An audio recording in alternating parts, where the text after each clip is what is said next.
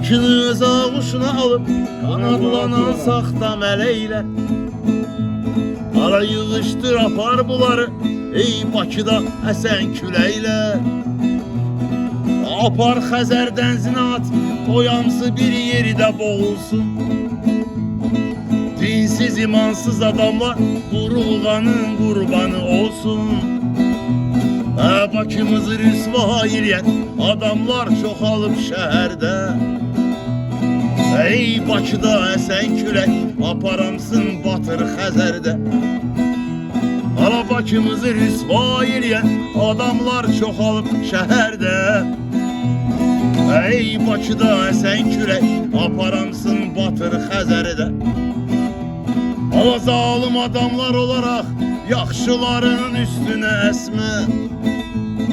Sən də ədalətsiz əsib fəqirlərin nəfəsini kəsmə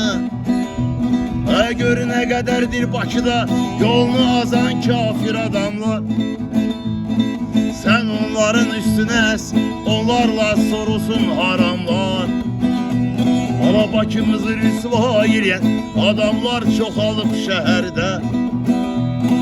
Ey Bakıda əsən külək aparamsın Batır Xəzərdə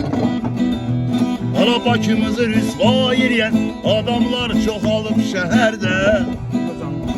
Ey Bakıda əsən külək aparamsın Batır Xəzərdə Həyadan ardan danışır dünən Dubaydan qayıdan qız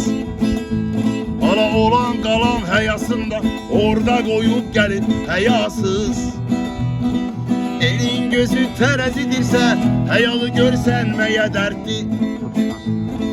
Bakıda xəlbət gördü iş Dubaydakından da betərdir Ala Bakımızı rüsva eləyən adamlar çoxalıb şəhərdə Ey Bakıda əsən külək aparamsın Batır Xəzərdə Uzun geyimlər qısalıb Bakıya yaraşmır belə vəziyyət Açıq saçıq geyimlərlə güya müasir oldu bu millət